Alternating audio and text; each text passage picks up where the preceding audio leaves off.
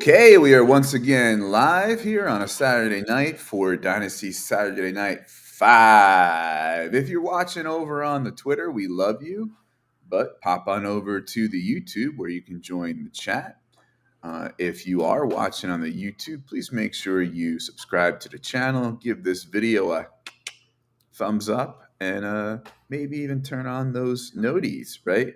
If you're listening on the audio, the Going for Two Live podcast feed, please subscribe, rate, and review. Once again, I'm Brian Ford and joined by my co-host Josh Walker. Josh, how you doing? Doing great. It's always a good day to talk football. You know, I was right before the show. Someone I talked to occasionally there on the tweeters did that thing with like the helicopter like just dropped in to say like it's Oh, the yeah. yeah yeah and he said it's a good day to make a trade, and I was like, well, it's more complicated than that. But Depends on the league, but yeah. we'll get into that in a little bit. So just to remind folks of the theme of our show, we do lists of five as sort of a way to as a way into talking about Dynasty. Just try to have a little bit of fun on a Saturday night. We don't ignore numbers, but we don't go real heavy into them. Just trying to have a good hang with you on a Saturday night. And the topic this week is real life trades we've made. We thought we'd unpack a few real life trades as sort of a way to talk about some player values or some strategies that we're using, and we'll even have a visual element. But before we get into that, one of the reasons that I think this was a good idea to do this episode is because there are trade deadlines looming in a lot of dynasty leagues, and so I thought it might be cool for us to maybe spend a couple minutes talking about how do you feel about trade deadlines in dynasty leagues. You want to go first? Yeah, I'll start off because mine's pretty simple. I don't like them. My favorite time to trade Dynasty is usually either at the very end of the year when someone's trying to make a championship push, if I'm rebuilding, and during the offseason when there's nothing really else to do. So I like to, especially in Dynasty, I like to keep active, and it's really hard to do that with the trade deadline. Then everyone just sits there for months until it opens back up. So I'm personally not a very big fan of it. Kind of defeats the purpose of Dynasty. Yeah, so for a little while when I first started playing Dynasty, I was like, no deadline. That's a little chaotic. You're not supposed to be able to trade during the playoffs. You dance with the team that brought you, right? And then just over time,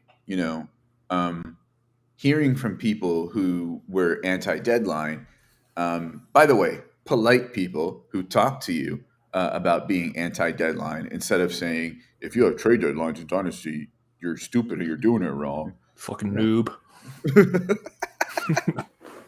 I came over to team no deadline.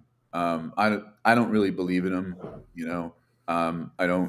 I think I've never heard a good enough argument really against them.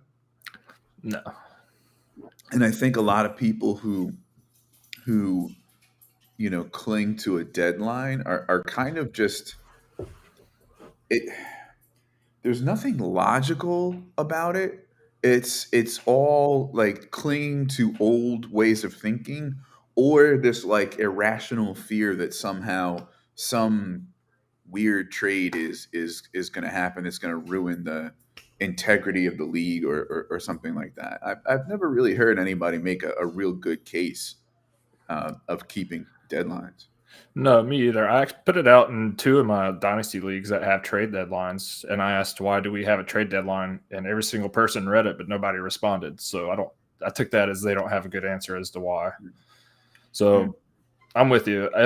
It's not like only one team can trade. If someone else is trading in the playoffs, so you should probably start trying to trade too. So it's not like it's unfair. Obviously, if there's like collusion, you can do something about that. But I've never really seen that Yeah. case in any of my leagues. No, no. And it's my money, it's my team. If I want to Mhm. make a trade that's maybe a little overpay or something like that because I want to go for the ship or Yeah, whatever, or like maybe I overpay with a vet because I really want that young piece, whatever it is, right? Like it's my money, it's my team, like exactly. that's, I mean, I get it to a point where like, hey, you're going into the finals, right? Championship week, and the team that you are about to face just boom pulled off a big trade on Saturday night. Like yeah, yeah, that sucks, but like honestly, like that's just part of it. That's part of the game. That's a wrinkle that you absorb because you're doing the right thing and not having a deadline. That said, right? You do whatever makes you happy. You play the Yep. way that you want. I'm not here to say that if you have a trade deadline in your dynasty league, it's awful and you're nuts and you're doing it wrong or anything like that. So before we get into sort of how some trades have been going for us uh, this season, Gator checking in. Saying that this is on his we list on Saturday. So this is from a exchange we just had on Twitter. He said that writing a we list during uh, watching college football is like really really hard to do. And I was like, a we list, and he was like, never heard of a we list? Are you single? You know. Yeah, I'm Um, I'm glad you didn't know because I don't want to be the guy's like, all right, I'm gonna stop you. What's a we list? Because I don't know and, either. and like he explained, it's like we got to take the Christmas lights out of the attic, we got to get the dog to the vet or whatever, right? And I'm saying that's a to-do list, like I mean, especially for a single person. And honestly, I've never heard somebody with a partner call it a we list either. So am I nuts, Josh, or is this just sort of? I mean, I was gonna say maybe it's a Southern thing, but here's a Georgia boy saying that Yeah, I don't know what's going on. I mean, I don't know. I'm married and I've still never heard of a we list. I am only 30, so I mean, it could be like something for maybe people 5, 10 years older than me. I don't know, but Mm. I just genuinely have no idea what that is. It makes sense though, Yeah, yeah. like what it is. Like we got to do this, but I've just never really heard that term before. Also, fellow going for two, teammate Jamie checking in. What's up, Jamie? Good to see you. And we have Tony Olsen, Troy Olsen, who subbed for Josh. Voice and Fuego on Twitter. We had a fun time talking about rebuild tips. Getting back to our we list here. Uh, we list is a list she takes credit for. Okay. And Troy confirming 42, married, never heard of a we list. I don't know, Gator. This kind of sounds like a niche thing. I don't know what's going on there in Florida, but, well, I do know what's going on there in Florida. Anyway, so how has trading been for you this season in your dynasty league? Um, it really does depend on the leagues. One of my home dynasty leagues with friends I know, the trades have been absolute shit. I've got the offers I've been getting are absolutely horrible. They try and use these funky trade calculators to justify it, but you know, it's just it's been hard to trade. Honestly, it's been hard to get good picks for starters. I really had to haggle to make one of these trades we did just to get a first round pick, but Mm, it's last year it felt a lot easier to make trades. I don't really know why. I'm trying to figure it out, but same. Yeah, absolutely. This year has been very. I'm not gonna. I'm gonna be honest. It's been like. How can I put it? What's the word? It's escaping me. I don't want to say depressing, disheartening, but like it's been a downer. Like it's been like discouraging, yeah, when it comes to trying to make trades. It's one of the reasons that I that I wrote that article on goingfor2.com, my 10 commandments of dynasty trading, because so many people were just, violating, quote unquote, these things that like, just, and it makes it so hard, whether it's, being unresponsive, you know, um, I know a lot of people are decline and move on. I'm not that. I'm decline and tell you why, because it could help lead to a trade, even if I don't counter. Or they'll let the trade sit there for like 5 days, or send really bad first offers, which for someone like me personally, I'm just like, get out of here. Like I'm not even gonna mess with you now. Like I'm not even gonna tell you. Like Yeah. I'm not even gonna attempt it because we're so far apart.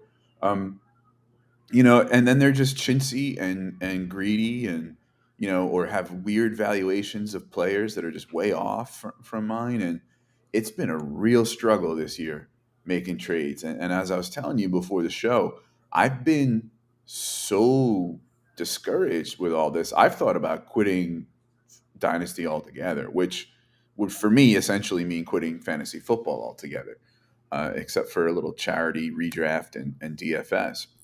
Yeah.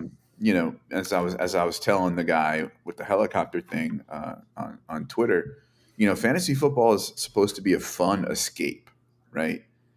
And when it ceases to be either, it's kind of time to reconsider, right? Like, now there's an asterisk to that, right? Because I have certain conditions mentally and being autistic and things like that that throw my overreaction maybe ish to some of these things into the mix, and that sort of thing. And just I find it hard to, I have an inability when I'm a part of something, whether it's my union or a fantasy league or whatever, to not call out BS and want to make things better, right? Hmm. Like it's Exactly. like touching that wet paint sign for me, right? So all that, but here I am still, in the leagues, and I haven't quit yet, so. Yeah, I mean, on that point, I have a trade I'm looking at right now. It's been sitting there 11 days. I messaged the guy, tagged him in the group chat, and it's not even a big trade. It's for like Calvin Ridley for Jalen Warren and like a pick.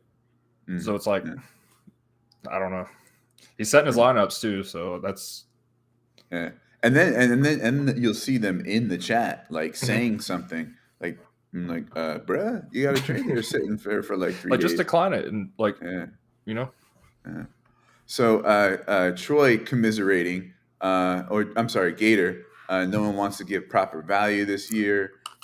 Troy can't get offers in his home leagues anymore, and is thinking about going down to 3 leagues. That would be scary for me. I know, no, I know I don't have to be in like the 45 leagues that I'm in. Like honestly, whatever, right? Like that's a little much, and I should keep cutting down, because none of them get the individual attention they should, right? But 3 for me means like I'd be kind of bored. I'd have like, I like a portfolio. Like I need, like, if I don't have, like, I don't know, Etienne somewhere, right? Like I need places to get, right, um and also, even if I cut down, right, like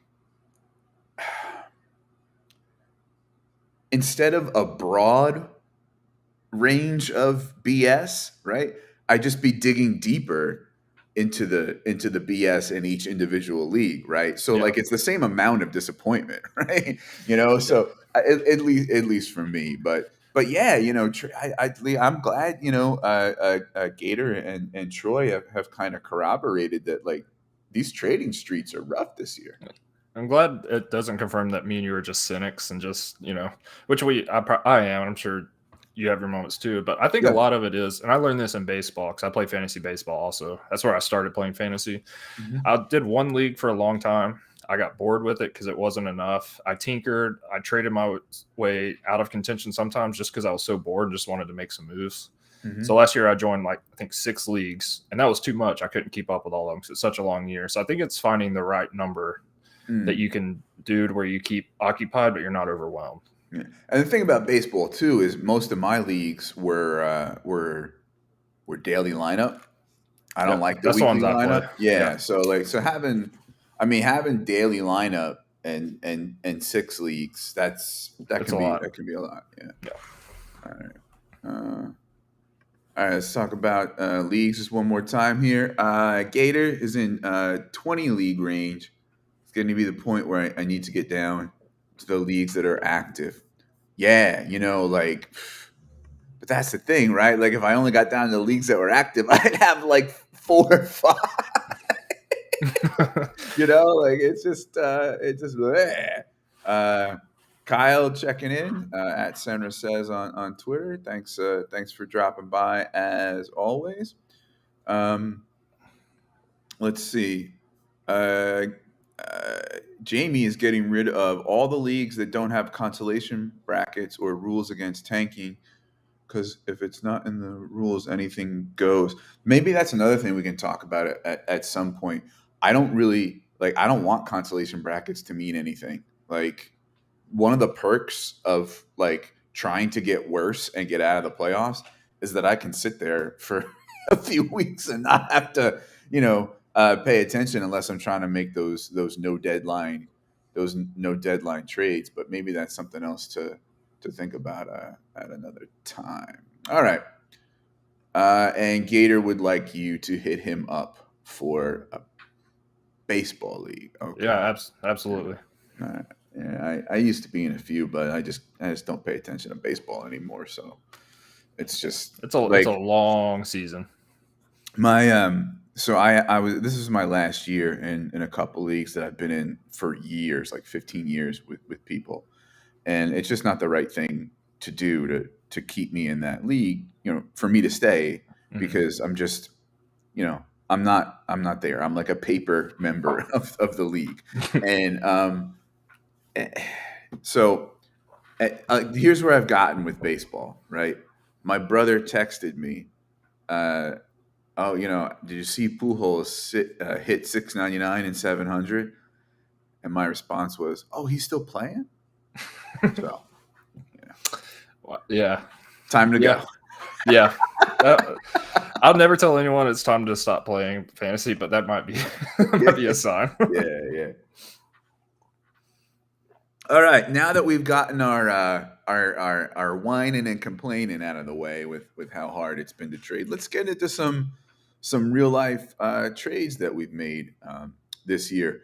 Being that the landscape has been rough, it's been slimmer pickings of our recent trades to comb through, and also the trade history part of Sleeper only goes down so far, and then you have to like scroll way up in the chats and stuff. So maybe there might be a couple that were juicier and better that we didn't put in here, but and it's interesting too, like that all of these are from the standpoint of one way or another a non-contending team. Yeah, That's the cycle I'm at. I leveled down a lot of middlers, took over some ugly teams, and then just the usual rebuilds. Like I have a small percentage of competing teams, but yeah, I mean, people yeah. want an arm and a leg for stuff, so yeah.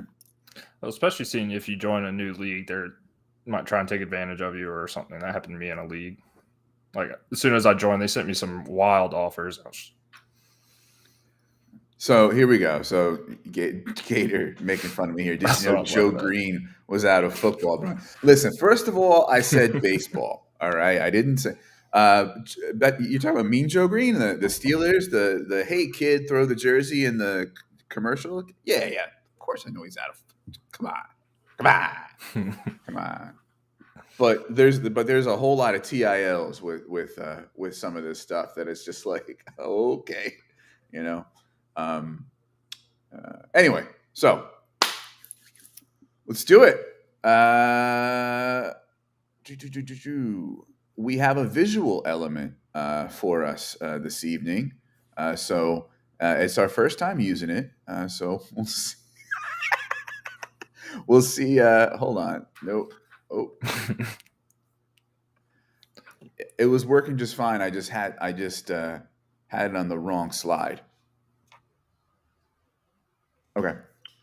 So we actually are going to show you the trades that we made visually because whenever somebody is saying a trade to me in my ear holes, like I have to like repeat it, write it down, whatever. So like I'm trying to picture it in my head on sleeper, you know. So rather than ask you to do that, we're going to show you.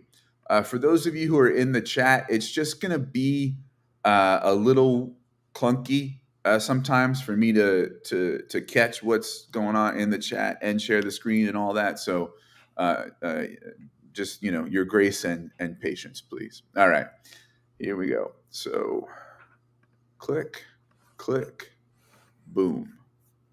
All right.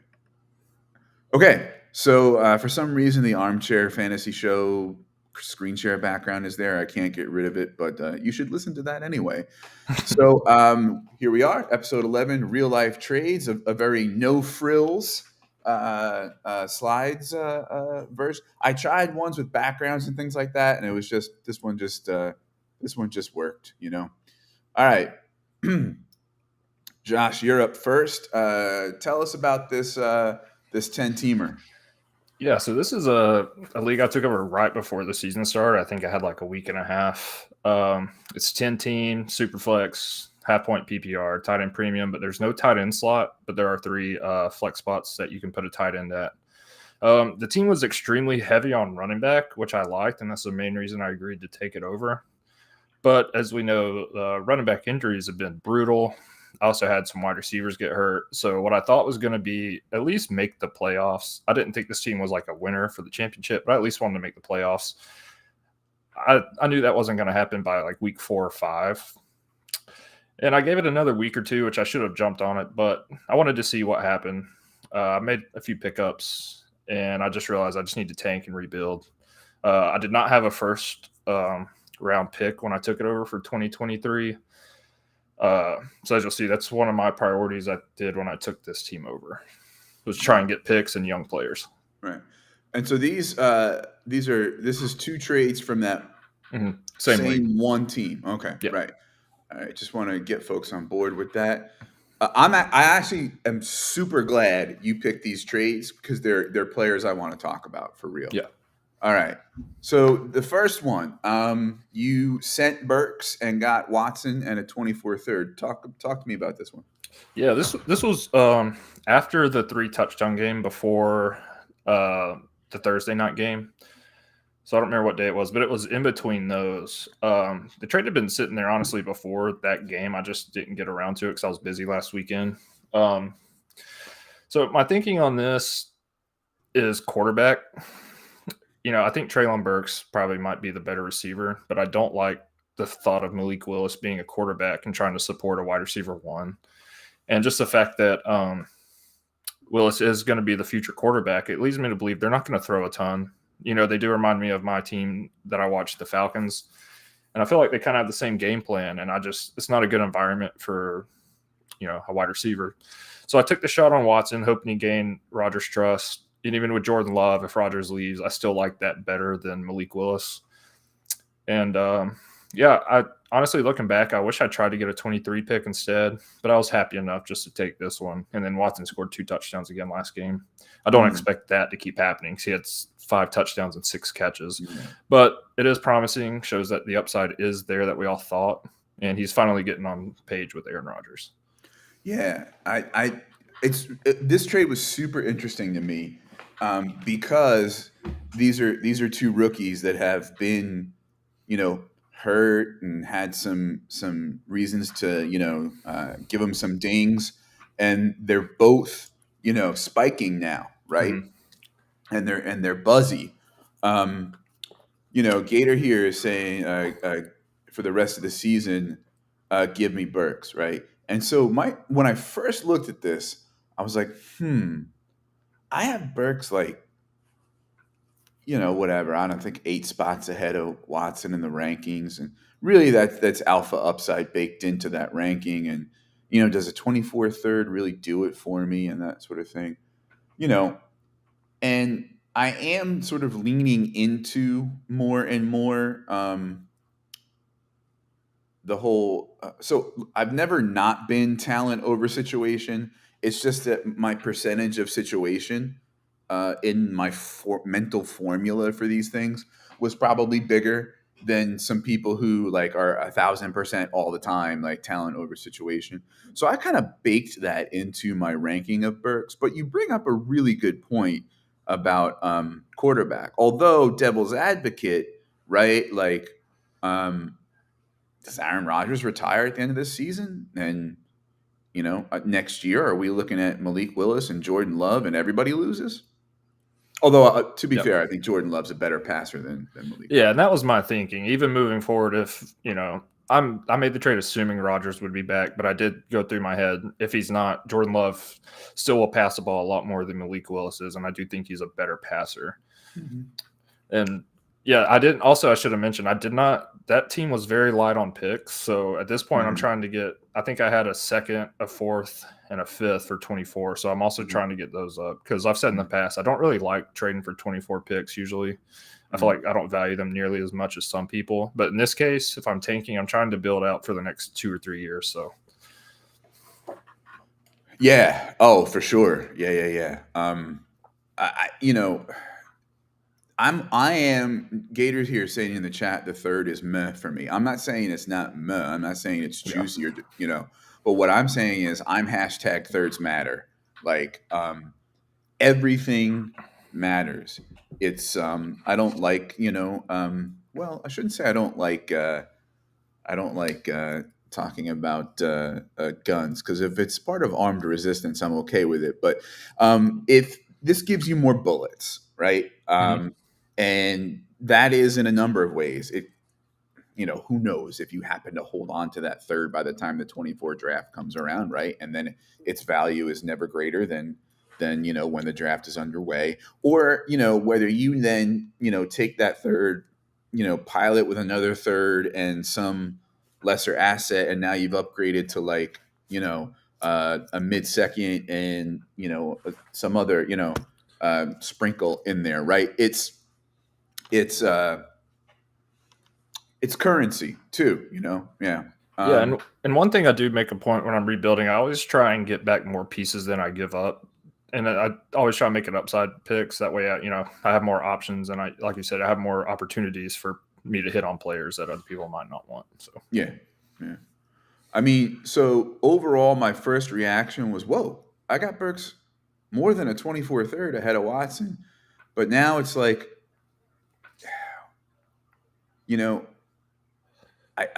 I'm okay with this. I could see either side making the case that they're more comfortable with it. Yeah. And I think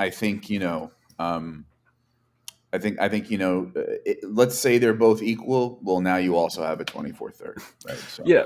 And one thing about thirds, I got Dulcich in a few third rounds this year. So, oh yeah. I mean, so if you play it right, tight end is a lot of times in some other quarterbacks. Like I also got Sam Howell a few times in a third, and I like him. I think he's going to have a decent career. So, you got to be smart with it. Yeah. Jamie's making a reference to tanking, and I saw people in the chat talking about max points. That's another topic. Maybe off season, maybe not. Sort of like dynasty settings and rules that we like, Yeah. Like I'm a big max potential points for person. Yeah. So, yep. All right, let's move on to same team, same league, second trade.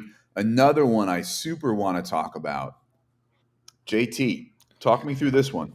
Yeah, I'm gonna actually pull the team up because my this team, I also forgot to mention this. My quarterbacks right now are Tannehill, Zach Wilson, and Heineke. So I do not have a good quarterback outlook. I do have Ritter down on my taxi squad that I got in the rookie draft, but the main thing, I wanted options. And this is either going to be a 102 or 101. The way this league does, the two people in last place during the playoffs play each other, and whoever wins those head-to-heads get the 101. So either way, I'm guaranteed for the 102. And I mainly did this. Like, I still love Jonathan Taylor. He's my number 2 dynasty running back, but I now have options to get. If the guy goes Bryce Young, I can get Bijan. I don't think I lose out too much there because I think he's going to be amazing. And if he takes Bijan, I can get a good young quarterback and really set myself up at quarterback a little bit better than what I have, to where I could have, Ritter, Zach Wilson, and then, Bryce Young or something. So Yeah. I Oh mainly yeah. wanted options there because I also have J.K. Dobbins on this team. I don't know how his health is going to be. So, that was my thinking is I now have an option to get a young quarterback or a young stud running back, and I don't miss out too much from Taylor. Yeah, no, that's especially when you describe your quarterback situation. That's very relevant to Yeah. this. So I really wanted to talk about this because of the JT market and what it's looking like. And for me, there's been this weird sort of dip and overreaction to a few tough games and an Yeah. injury. And and listen, I don't love that team, that offense, right? But JT's JT, like, he showed us, why he's still JT. For what Yeah. it's worth, he's still my number one in Dynasty. And so when I looked at it, I was like, oh, you need to get more than a first for JT. But then I thought, like, given what I've seen out there and the way I've seen people, throw cold water on him. And then when you told me this is like guaranteed 102, Mm-hmm. I'm saying, okay, well, you essentially just traded JT for CJ Stroud, and listen, CJ Stroud could bust, Yeah. right? For sure, and so I would probably have wanted a little more padded in there, a little more insurance there. Yeah. But I don't know, like where at what point you think you are in the rebuild. There's a case to be made that you know JT is a high volume, high usage running back, and so um, his dynasty story is going to be fairly typical of the oof, 26, once it gets there, right? Like, oh, it Yeah. might be, so, It, that there's that argument to be made. And listen, right? CJ Stroud in a super flex when you're thin at quarterback, you got it. You got to love it. yeah. And I mean, I think Jonathan Taylor's way better than Zeke ever was, but I do kind of see if they keep running him like he is, it might wear on him a little bit. He's obviously better. And I made this trade after Jeff Saturday took over and he had a bounce back game. So this isn't me no way saying I don't like Jonathan Taylor. I still have him ranked super high, but it's just more of giving myself options later down the road. Because at this point, I'm 2 years away from competing the way I just scrapped my team. And, Right. Yeah. so I'm not really like worried about until he's like 24, 25. For sure. Yeah. So even I mean when you put it in that context, they're like you're competing in 24, then sure, yeah, better to be a little early, on a Yeah. high usage running back than late, right? Yep. Okay. So I loved that we were able to talk about that. Someone whose philosophy on running backs um, has influenced my sort of shift on them. I don't totally way go the way they go when it comes to thinking about running backs, but I've sort of started to blend that perspective in a little bit more. Um, uh, to give the person credit, it's Jacob Sanderson, but sort of was asking essentially, even if it was rhetorically, like, are there any real dynasty running backs right now that are they're worth 223 firsts anymore, right? And when you think about it, I think people in some leagues would still, do it for JT, although that number is probably less than I think Yeah. from what I've seen recently, right? But then you look at the next bunch, and the guys you might be able to have squeezed it out, like say like I don't know Javante or Brees Hall, right? They're on the shelf long term with major knee injuries, right? So Yeah. And I do um, have Brees Hall on yeah, this team too. So yeah, uh, um, hmm. Yeah, Gator agrees. Maybe getting a bit more for JT, but I don't think. Um, I don't think it's that. It's anything glaring. And Um, also, one more thought process I had, because this is my pick that the person who had my team before traded away. It just, I don't like going into a rebuild without a first round pick. And if I'm going to tank, I want my rewards for. I don't want a late first. You know what I mean? yeah, So for sure. Yeah, so I felt like and I kind of had my hands tied there yeah, by and the way it works out with this too is you got your first back, Yep. right? Like the person you took over from traded it, right? And now you got it back, and you're getting the 101 and 102. Gator here saying that JT and CMC are both worth 2 firsts plus, in my opinion. Like, don't get me wrong, I almost like said something. there's a case to be made in my head that like it should be true, right? But it's just not when you look what's out there, right? People aren't throwing that into running back, especially and especially the last couple of years. Yeah. All right. Let's see. Want to move this along here? Yeah. All right. So mine are less interesting, less buzzy players, I think, but we'll talk about them. So this league, is a one QB. I threw it in there because hey, some people play one QB still. I have like out of my 40 plus leagues, I have two one QBs. They are at times kind of annoying, but one of them I joined because just F it. I got all these 97 million super flexes. Let me do a one QB one. The other is a Debbie one, and I'm in like a few Debbies with the same commish. Yeah. And so he was just like spicing it up, like, okay, let's make this one a one QB, right? I think because it was a 14 teamer, right? So it would really stretch that whole um, super flex thing. It would stretch the quarterbacks pretty thin. So I was probably a middler anyway. I lost Lance. Fields hadn't been the Fields we wanted yet. And so, okay, I said, listen, let me level down a bunch and maybe not do a full on rebuild, right? But certainly not try to level up and compete. Also, for context, I've been moving off some Ramondre shares. I love Ramondre. We talked about that last week. He's a guy I've been on him since like before the draft. Like super love him. But listen, he is a running back, right? And I am in at least a slight rebuild, right? So it's important to get the points off the roster. It's important to get running backs off the roster, and it's important to diversify your portfolio if you have too much exposure to Ramondre and I don't know. Uh, I don't. I think that whole Belichick backfield thing is a little overblown, but you never know, right? Damian Harris, a free agent. I doubt they're going to bring somebody in that makes Ramondre, go to like a 85% running back rush share anymore.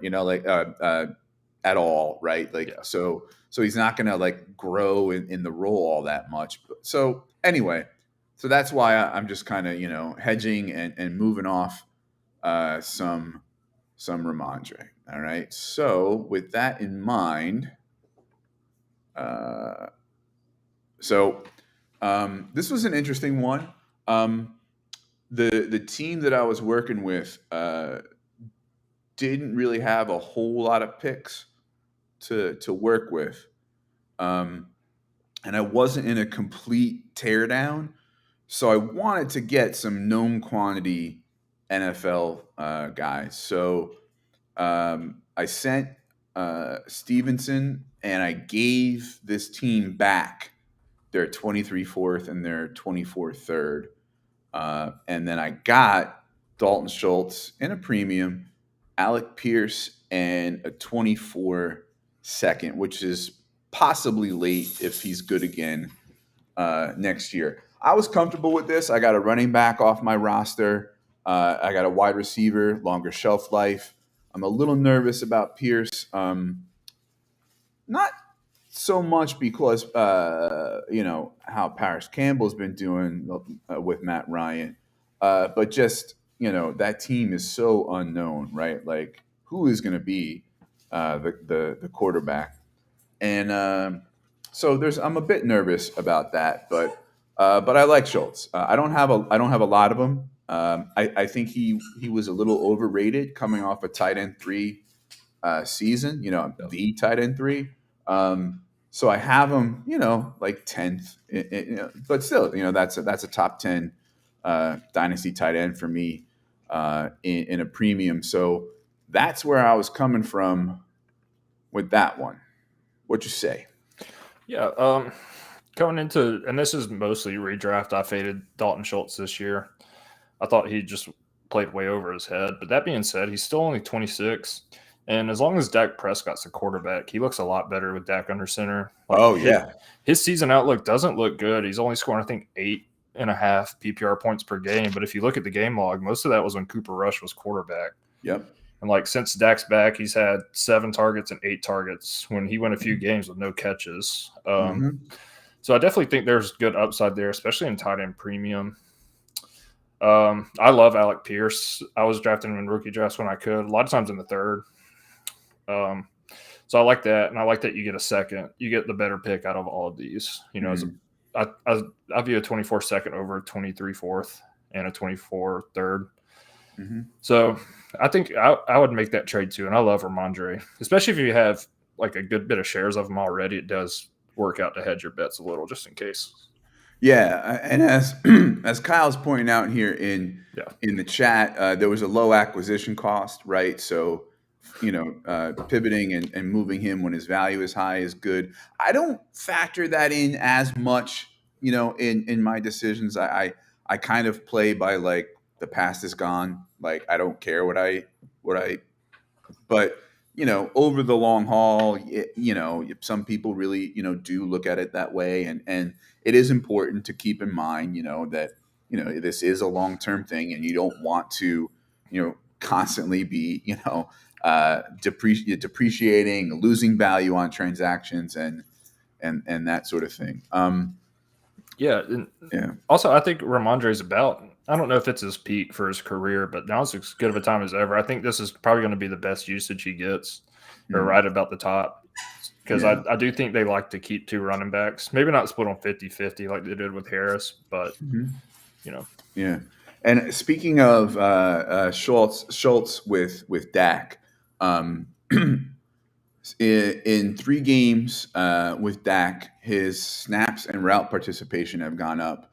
5 targets, 5 catches for 49 yards, 7 targets, 6 catches for 74. And then last week, 8 targets, 6 catches, 54 yards, and a touchdown. Yeah. That comes from plug my cash game DFS article on going for 2.com. I pinched hit for our usual writer Jared Yeti Express, and I love Schultz this week, but I could talk about DFS now for a long time, No, and, I was and, good. and I I'm was not going to going to say, do that. I'm running 2 tight end lineups this week, baby. It. I wish we Pricing had is time. brutal. I Yeah, wish we we don't had have, time to talk yeah. about it. It's not just the slate, but also like the change in pricing. Oh, okay. Anyway, that's fun. That's always fun because it's a puzzle piece. So, friend of the show, Julia, checking in. Thanks again for joining us as always. She's asking Ramondre or Brees. Obviously, Brees more talented, but now has the major injury. For me, I mean, like, listen, if I'm a contender, right, and I want that, high volume running back, right, you better believe somebody has to add to Stevenson for me to give Brees. But I'd be okay doing it for the right price. For some rebuilders, Brees is a buy target, um, but either A, you have to flip him before 23 starts, or B, you have to be comfortable keeping him, and if you're not going to compete till 2024, because usually it's the second year after the ACL injuries where running backs come back to form. You know, Yeah. me and Jesse talked about that on Dynasty Fever extensively recently, and there are some stories, of guys who the ACL kind of, you know, ruined them. But the really talented, elite athletes like Dalvin Cook, Edgerrin James, Jamal Charles, Jamal Lewis, Saquon Barkley, we've seen, right? It's okay. They have good years, even very good years after it. So between I think Hall and Javante being in that elite category, and the better uh, medical stuff recently, I'm good with it. Yeah. He's not quite as scary as I thought he was to acquire. So I want Brees in a vacuum in Dynasty, of course. If I'm a contender, would I move Brees for Ramondre and the right pieces? Yeah, possibly. Yeah. Well, yeah, in this same league, I'll just touch on it because it does involve a trade and Brees. This was like 2 weeks ago after he got hurt. I went in this league, especially because I'm planning for 2024. I'm very short on 2024 picks. So knowing I'm 2 years away, I traded Chubb and Kirk for Brees Hall on a 24 second, which is right now slated to be early. Yeah. Mm-hmm. And I was perfectly fine with that because Chubb Oh, yeah. will be 28, Kirk will Mhm. be 28, 29, something like Mhm. that. So, Mhm.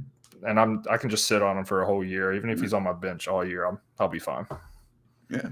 Absolutely. Yeah. Yeah. Yeah. Get those points off your roster. Get people Yep. who aren't even on the active roster onboarded, and a pick which keeps you fluid and gains Mhm. value. Sure. Yeah, Yep. I'd do that. All right, let's move to this next one. This one's the huge, 12-team superflex, PPR. There's the point 0.5 premium for tight ends. I'm in rebuild mode for sure. I have some good pieces, but likely not competing until 24. This is also a low trade volume league. As I said at the top, I have unfortunately too many of those. So there's some of I don't want to say take what you can get, but it's built into the way I think about trades in this league, right? And the number of sort of partners and options you have, and also I'm moving off some Gabe Davis shares again, not because I'm as down on him as as Josh is. I do like him. I know what he is. He's boom bust. He's not like elite or anything, but people like him still, on name value and on the big plays.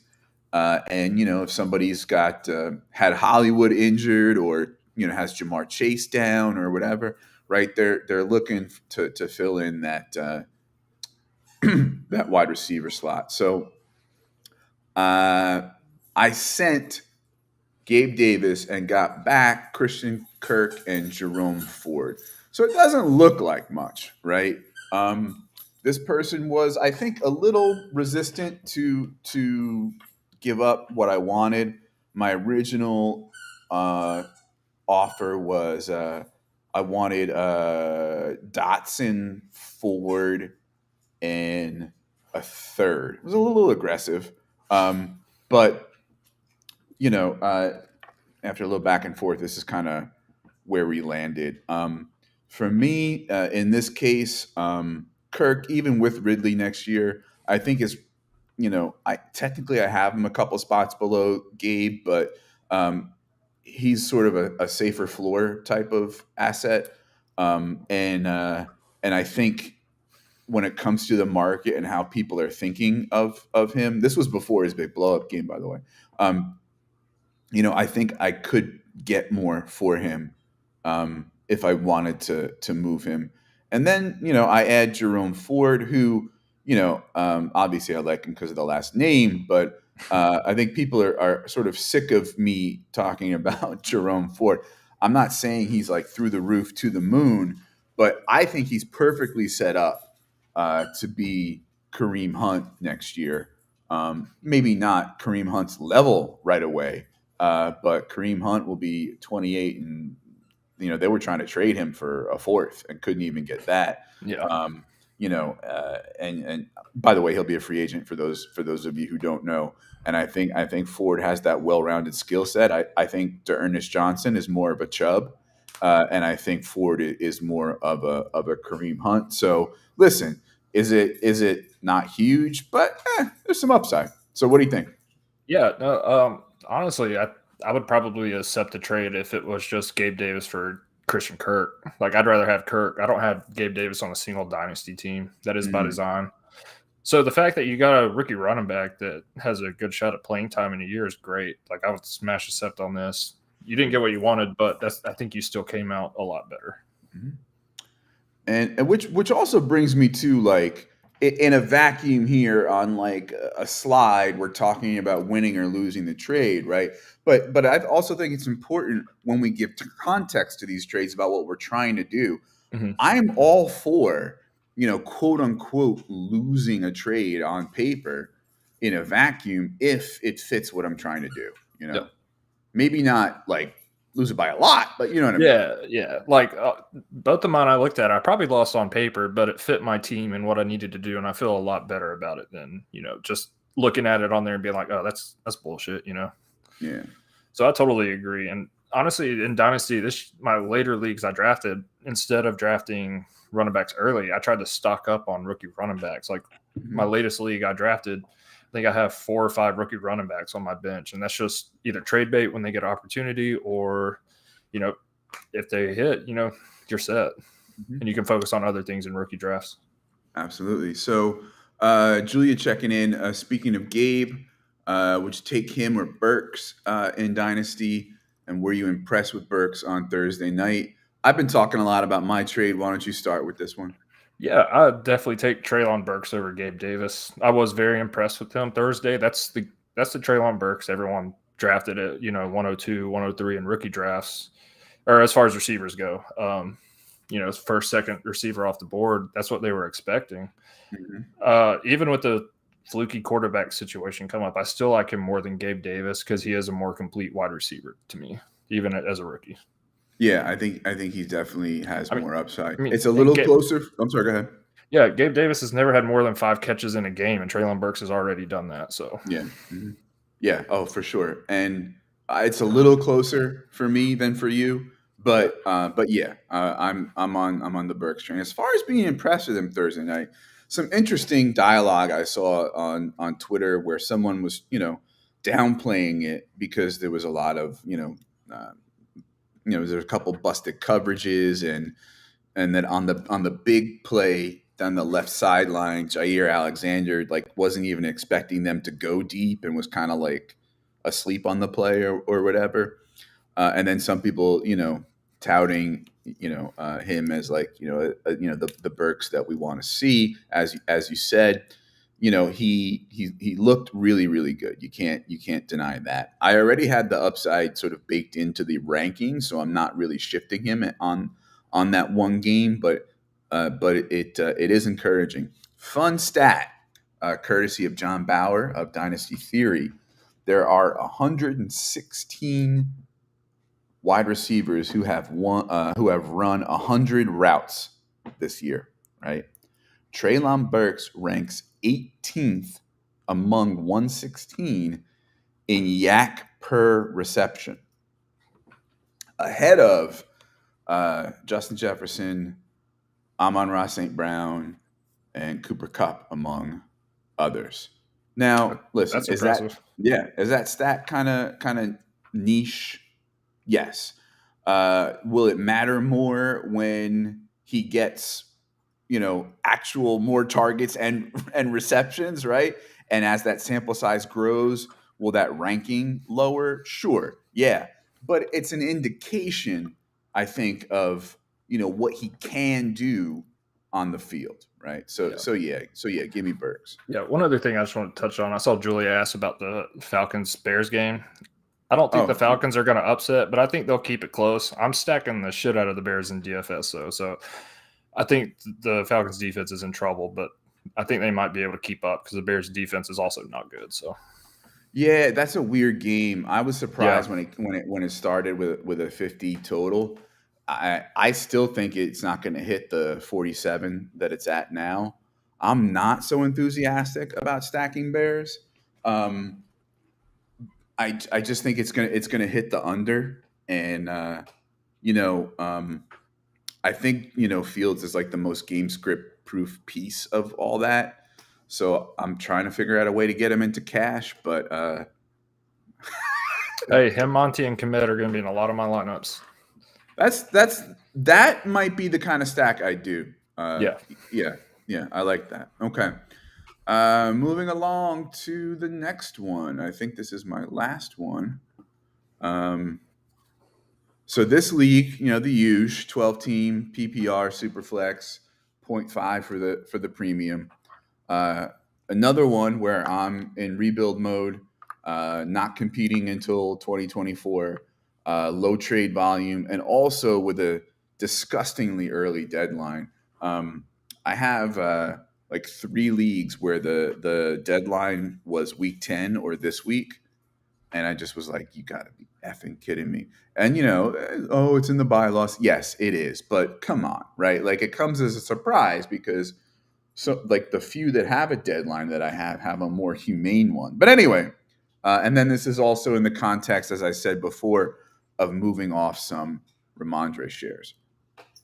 So this one is just, didn't cross out the name. Ramondre for Pittman, straight up. For me, I might have wanted a little more sprinkled in, given Ramondre's buzz and the points he's putting up now, as opposed to what Pittman isn't putting up. And I am, like Alec Pierce, a little nervous about um, Pittman moving forward. Not that he'll be bad, but certainly not. There's a case where he won't be the top 12, 14, 16 receiver that you see people have him in Dynasty because of the uncertainty with the offense and the quarterback. But it came down to this, really. 2 pretty good assets, maybe roughly equal, and I get the one with a longer shelf life and when I'm in a rebuild. So it was that simple for me. Yeah, no, I'll take the Pittman side. You know, I don't really know what their quarterback situation is going to be like moving forward. Obviously, Ellinger's not the solution because he looked pretty awful, but I still think that talent weighs out with Michael Pittman. They're probably similar age, but he's still a very young wide receiver, and I think he's still going to improve a lot. So I would have made that trade also. Okay. Yeah, and I think it's important to flag for folks that like not every trade from a rebuilder's perspective, you know, you need to be acquiring, 42 picks, right? Sometimes you make something like this where, it's a one for one, but you're maybe not aging down too much, but certainly getting the longer shelf life, um, the higher ceiling probably, and probably in a year or two, the one that will hold more value. So yeah. Yeah, I traded. I actually made a trade this year for Saquon and Pittman and sent off Kamara and McLaurin in a pick. So I'm trying to get Okay. Pittman on my rosters. Just Yeah. I think I don't want to call it a buy low, right? But because I don't know that I anybody's mean, Pittman cheap, but like with Paris Campbell doing so well and the team doing so bad, like give it a shot. Yeah. yeah, no, absolutely, I agree. I've always been big on Pittman. Hmm. All right, so that concludes our discussion of real life trades. Before we land the plane, Josh, any final words? No, this I thought we'd be a little short on time on this one, but there's plenty to talk about, plenty of players, and I wouldn't mind doing another one of these maybe later on, maybe talking about different stuff with trades, you know, like you said earlier, things we like to see, especially dynasty settings also. So Yeah, kind yeah, of segues into a lot of opportunities. yeah. All right, folks. So that's a wrap for us.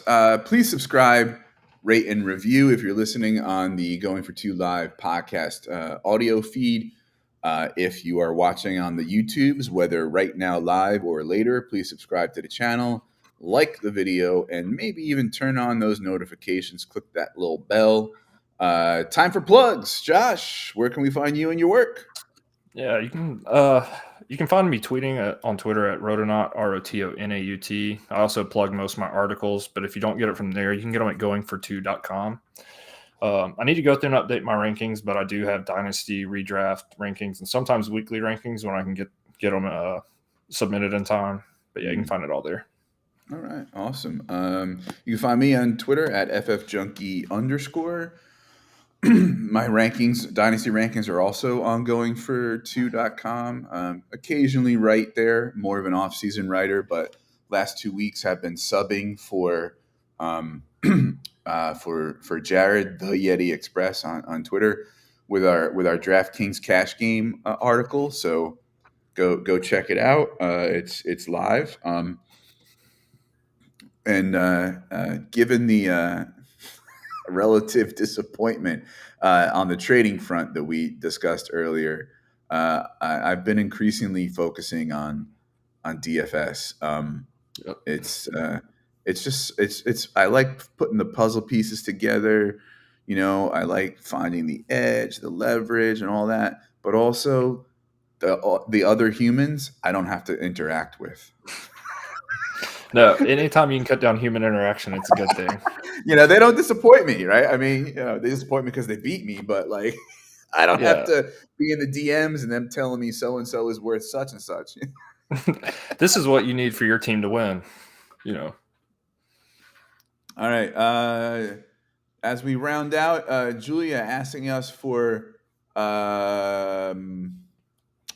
upset specials for the weekend. What do you think? I'll let you start this out. I need to take a look at the lines on some of these real quick. I'm actually I pulled out my my 6-page DFS research packet, and so I'm looking at these were early lines, but the faves and underdogs were the same. Yeah, actually, I wouldn't count out Indy. I wouldn't count out the Jets. I wouldn't count out Chicago. I wouldn't count out Minnesota. Yeah, watch the Browns give the Bills a run for their money. I don't know if they'll win, but I think that game's going to be a lot closer. It's a dome. Is interesting, right? But also both teams, it's off their routine, right? The Bills especially, right? All this travel chaos and the snow, and going into a new stadium, not new stadium, but a different stadium, different locker room. It breaks their routine. Like, I'm not trying to throw cold water on like Allen and Diggs, but like I probably wasn't using them in cash anyway because of their price. But I don't know. There's a narrative there. I mean, you can run on the Bills too. So, like, they got a good defense, but you can run on them, and if they can establish the run and set up play action pass, I think they might be in some trouble. I'm not saying they'll win, but I think it's gonna be a lot closer. Yeah. Just to be clear, I wasn't predicting Indy would upset the Eagles. I wouldn't count them out. I wouldn't count out grinding down the clock with JT against the Philly run defense, which hasn't been the same without Jordan Davis. But they did sign a couple veteran defensive tackles. I don't know if it takes them a little while to get acclimated. I think stuff in the run is stuff in the run, but there's a reason that they were out there, and available. So don't rule that out either. They are at home. But listen, Philly coming off that Monday night, bad taste in their mouth. It's narrative street, but I'm not like predicting anything for Indianapolis. Yeah. Yep. All right. Okay. So, I think that's about it for us. That's a wrap, and thanks for being with us. Go Irish. Oh God.